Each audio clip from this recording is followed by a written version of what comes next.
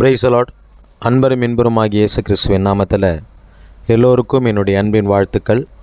கடந்த நாட்களிலும் நாம் உபவாசத்தை குறித்து தியானித்து கொண்டிருக்கிறோம்.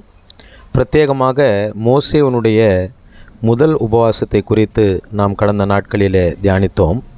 இன்றைக்கு மோசே ஏறெடுத்த இரண்டாவது உபவாசத்தை குறித்து நாம் தியானிக்க போகிறோம். மோசேயினுடைய இரண்டாவது உபவாசம் யாத்ராகம புத்தகம் 32வது அதிகாரத்தில் 30 34 வரை உள்ள வசனங்களிலும் மற்றுமாக உபாகம புத்தகம் 9வது அதிகாரம் 18 19 வசனங்களிலும் குறிப்பிடப்பட்டிருக்கிறது. யாத்ராகமம் 32வது அதிகாரம் 30 34 வரை. மறுநாளில் மோசே ஜனங்களை நோக்கி, நீங்கள் மகா பெரிய பாவம் செய்தீர்கள், உங்களுக்காக பாவ நிவர்த்தி செய்யக்கூடுமோ என்று அறிய இப்பொழுது நான் கர்த்தரிடத்திற்கு ஏறி போகிறேன் என்றான்.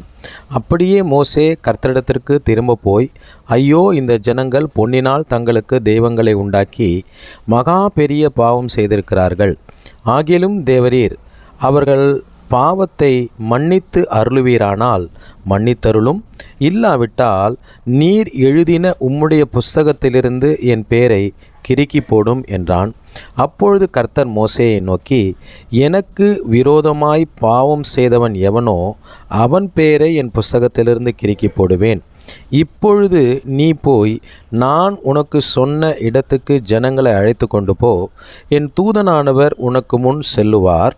ஆகிலும் நான் விசாரிக்கும் நாளில் அவர்களுடைய பாவத்தை அவர்களிடத்தில் விசாரிப்பேன் என்றான். உபாகமம் 9வது அதிகாரம் 18 மற்றும் 19 வசனங்களை பார்க்கும் பொழுது, கர்த்தரை கோபப்படுத்துவதற்கு நீங்கள் அவருடைய சமூகத்தில் பொல்லாப்பு செய்து நடப்பித்த உங்களுடைய சகல பாவங்கள் நிமித்தமும் நான் கர்த்தருக்கு முன்பாக முன் போல இரவும் பகலும் 40 நாள் விழுந்து கடந்தேன்.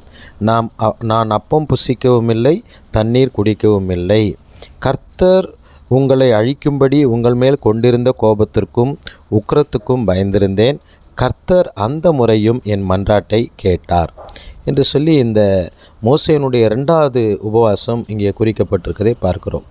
இந்த முறை மோசே உபவாசம் இருந்த நோக்கம் என்னவென்றால், அவர் முதல் முறையாக உபவாசம் இருக்கும்பொழுது தேவனுடைய நடத்துதலை அறிந்து கொள்வதற்காக, அவருடைய கற்பனைகளை, அவருடைய பிரமாணங்களை பெற்றுக்கொள்வதற்காக, அந்த தேவ திட்டத்தை பெற்றுக்கொள்வதற்காக, ஜனங்களுக்கு அந்த கற்பனைகளையும் பிரமாணங்களையும் உபதேசிப்பதற்கு தேவையான ஞானத்தை பெற்றுக்கொள்வதற்காக அவர் உபவாசம் இருந்தார். இந்த இரண்டாவது முறை அவர் உபவாசம் இருந்த நோக்கம், முதல் முறை அவர் உபவாசம் இருந்து பெற்ற தேவனிடத்திலிருந்து பெற்ற அந்த கற்பலகை உடைந்து போயிற்று. ஜனங்கள் மீண்டும் பாவத்திலே விழுந்து விட்டார்கள்.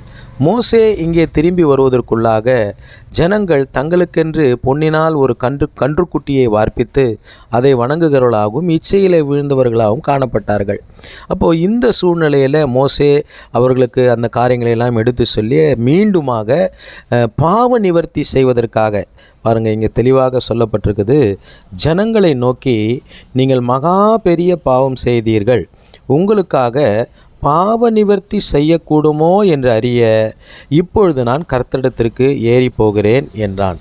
அப்போது மற்றவர்களுடைய பாவங்களை நிவர்த்தி செய்வதற்காக, மற்றவருடைய குற்றங்களை தேவன் சமூகத்திலிருந்து அந்த கோபாக்கினை வராதபடி, குற்றங்கள் நிமித்தமாக தேவன் சமூகத்திலிருந்து அந்த கோபாக்கினை வராதபடி அவர்களுக்கு அந்த பாவ நிவர்த்தி உண்டாக, தேவனுடைய சமூகத்திலிருந்து அவர்களுக்கு இரக்கம் உண்டாக, அதாவது பரிந்து பேச, அங்கே பார்க்கிறோம். நாம் உபாகமத்தில் பார்க்கும்பொழுது இந்த முறையும் தேவன் என்னுடைய மன்றாட்டை கேட்டார் என்று சொல்லுகிறதை பார்க்கிறோம். அதாவது கர்த்தர் அந்த முறையும் என் மன்றாட்டை கேட்டார் என்று மோசே சொல்லுகிறதை பார்க்கிறோம். ஆக மன்றாட, அதாவது மற்றவர்களுடைய பாவங்களுக்கு நிமித்தம் இருக்கிற தேவ கோபாக்கினை நீங்கும்படியாகவும், அவருடைய உக்கிரம் தணியும்படியாகவும், ஜனங்களை அவர் மன்னிக்கும்படியாகவும், அவர்களுக்கு பாவ நிவர்த்தி உண்டாகும்படியாகவும், அதற்காக தேவ சமூகத்திலே மன்றாடும்படியாகவும் அவர் இந்த இரண்டாவது உபவாசத்தை மேற்கொள்ளுகிறார். இங்கே அவர் தேவனோடு கூட சம்பாஷிக்கும் போது, அவர் மன்றாடி ஜெபிக்கும் பொழுது தெளிவாக அவர் பேசுகிறதை பார்க்கிறோம். பாவத்தை மன்னித்து அருளுவீரானால் மன்னித்து மன்னித்தருளும். இல்லாவிட்டால் நீர் எழுதின உம்முடைய புஸ்தகத்திலிருந்து என் பேரை கிறுக்கி போடும் என்று சொல்லி அவர்களுடைய குற்றங்கள் நிமித்தமாய் வருகிற தண்டனையை தனக்கு கொடுக்க வேண்டும் என்று சொல்லி அவர் சொல்கிறதை பார்க்கிறோம். புதிய ஏற்பாட்டிலே நம்முடைய இரட்சகர் எப்படி நம்முடைய பாவங்களை சுமந்து தீர்க்க சிலுவையிலே ஜீவனை கொடுத்தாரோ, பாவங்களை புதிய ஏற்பாட்டிலே நம்முடைய இரட்சகரும் ஆண்டவருமாய் இருக்கிற இயேசு கிறிஸ்து எப்படி சிலுவையிலே சுமந்து தீர்த்தாரோ, அங்கே எப்படி அவர் பரிந்து பேசினாரோ, அங்கே அந்த சிலுவையிலே அவர் எப்படி மன்றாடினாரோ, அதை போல எப்படி சிலுவையிலே இயேசு சொன்னாரோ அந்த வார்த்தைகள் இணையாக இந்த வார்த்தை காணப்படுகிறதை நாம் பார்க்க முடியும். பிதாவே, இவர்கள் செய்வது யாதென்று அறியாமல் செய்த இவருடைய பிழைகளை மன்னியும் என்று சொல்லி அவர் பரிந்து பேசி மன்றாடி ஜெபிக்கிறதை போல, திறப்பிலே ஜெபிக்கிறதை போல இங்கே மோசே ஜெபிக்கிறதை பார்க்கிறோம். மற்றவர்களுடைய தண்டனையை தான் ஏற்றுக்கொள்ளுகிற அந்த ஒரு பக்குவமான ஒரு ஜெபத்தை அவர் ஏறெடுக்கிறார். ஆக மற்றவர்களுக்காக மன்றாடவும் பாவ நிவர்த்தி உண்டாகும், தேவ கோபாக்கினை அவர்கள் மீது காணப்படாதபடி தேவனுடைய இரக்கம் உண்டாகும்படியாக அவர் திறப்பிலே நின்று அவர்களுடைய தண்டனையை தன் மீது சுமந்து கொள்ளத்தக்கதாக இங்கே அவர் உபவாசம் இருக்கிறதை பார்க்கிறோம்.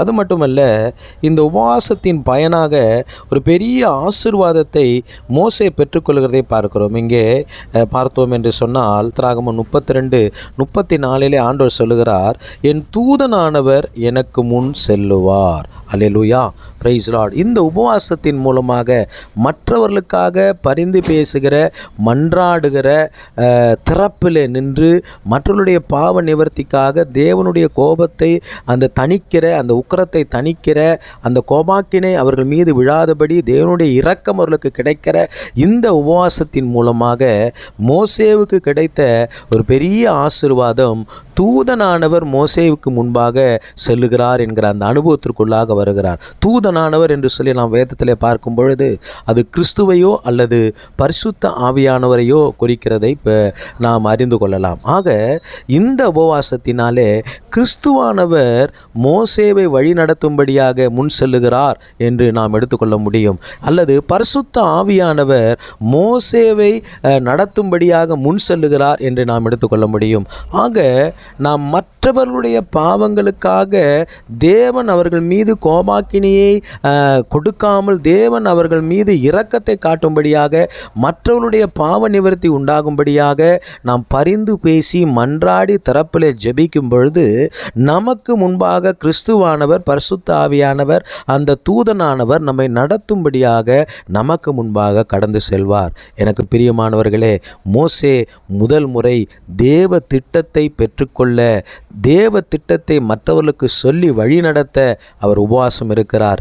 2வது முறை பாவ நிவர்த்தி உண்டாக, தேவனுடைய உக்கிரமான கோபம் தணிய, தேவனுடைய இரக்கம் மற்ற அந்த ஜனங்களுக்கு கிடைக்க, அது மட்டுமல்ல தூதனானவர் முன் செல்லும்படியான காரியங்கள் நடக்க அவர் உபவாசம் இருக்கிறதை பார்க்கிறோம்.